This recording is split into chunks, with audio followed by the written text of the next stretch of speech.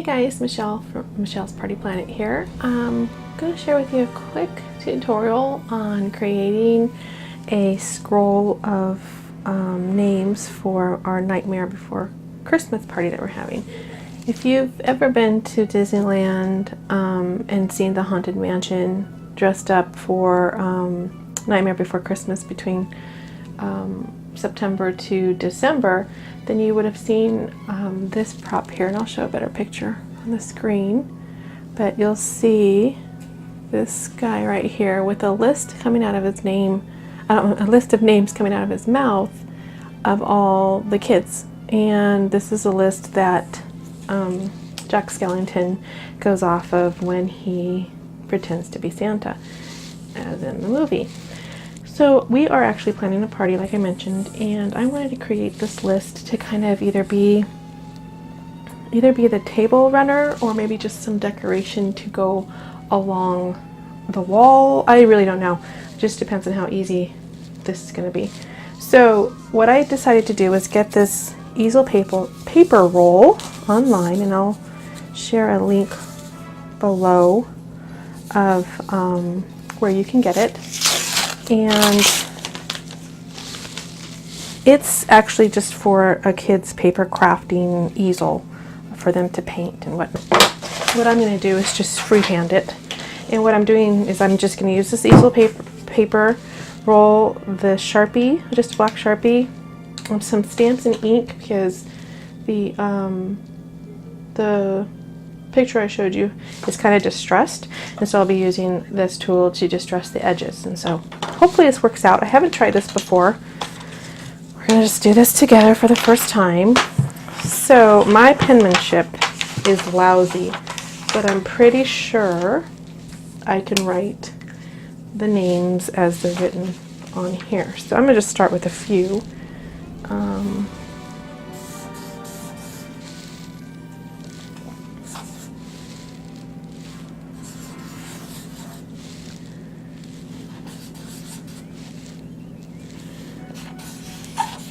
Okay, so if you can see my reference image here, you can see that's just the first name. And then I think I can do this. It's not so complicated, just a few curly cues.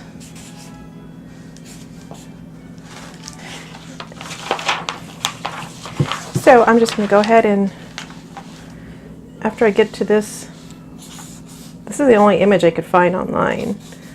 And I know I've taken the picture myself when we go on the ride, but I can't seem to remember where I put it. So I'm just going to go crazy and write a bunch of names. I'm going to start with the ones that I do know that are on the actual, oh, there's a little curly cue there.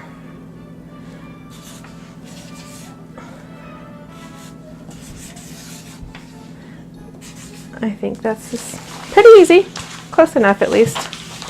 So I'm just going to keep going and we'll see what we can come up with.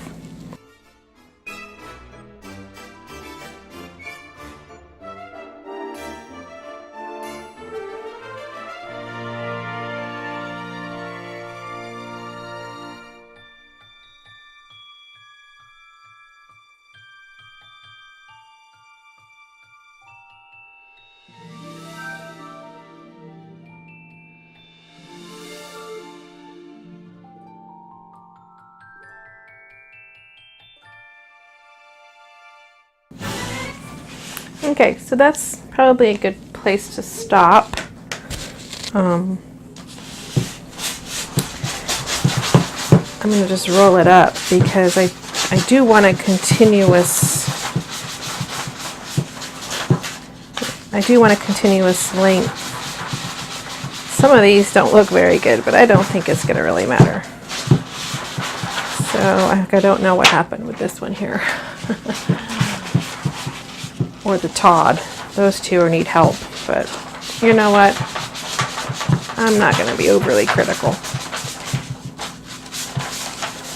Okay, so we'll start with this section here, and according to the picture, there's distressed edges, and then there's a pumpkin. And I only have a pumpkin. I don't have a jack-o'-lantern, so I'm just use a pumpkin for, I'm guessing, the good kids, or maybe in Jack's world they're the bad kids. I'm not sure.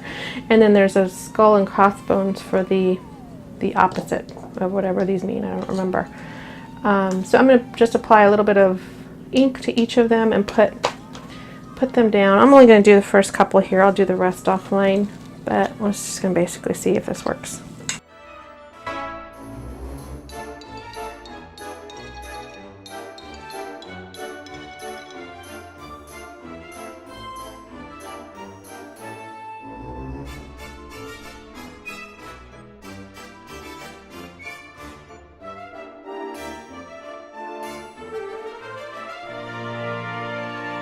And I think I'm going to try to distress it first with the paper cutter.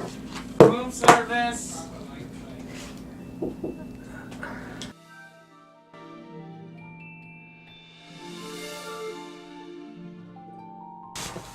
Alright, so let's just test it. I think I like this actual piece better for this paper. I'll rough it up a little bit. It's okay if it rips. Just give it kind of an edgy look. And then I'm gonna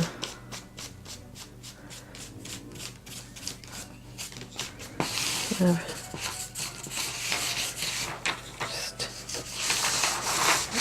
get the orange on there. So that's what I'm thinking I'm gonna do. Maybe a little bit of black here and there. Let's see. Yeah, just a little bit on the tips.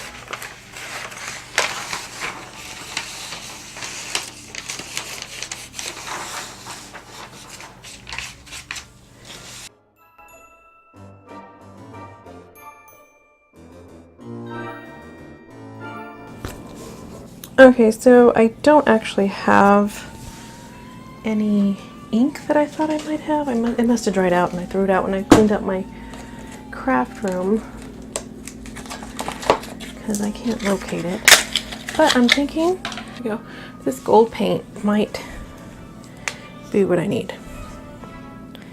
So I'm going to use this stamping applicator. I'm going to test it real quick on some scratch paper. But I'm thinking of doing just this technique to it. That gives it a nice aging color. Just, I'm going to do that. So, I'm just going to rub it in smoothly. Try not to leave any sharp lines.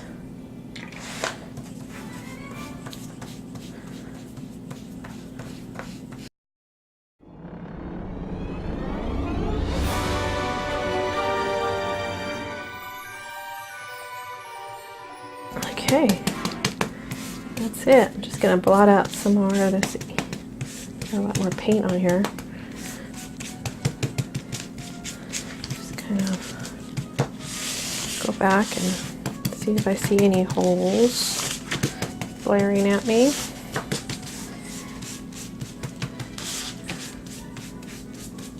Really doesn't pick up, the lighting in here is not picking up the texture, but trust me, it looks really good. It looks vintage, aged,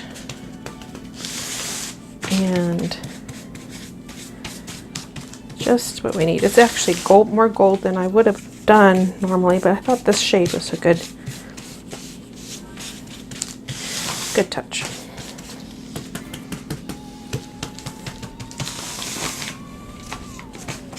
This part already is dried, so this is going to be a cinch. And when it's drying, it's getting a little more texture. You see, this is all dry right here. That's totally dry already. And it's giving a nice curl even. I love that it came out the way it did. That was easy enough that I can do more. So that's a good start. So guys, that's probably all I'm going to share right now with it. I'll make sure to share some finished product pictures. But till then, if you like this technique or idea for your upcoming Halloween or Nightmare Before Christmas party, please give it a thumbs up. If you want to see more this style craft with me videos, please also let me know in a comment, give it a thumbs up, and also subscribe to my channel because I really like sharing ideas with you guys, and I hope you do too. So talk to you later till next time.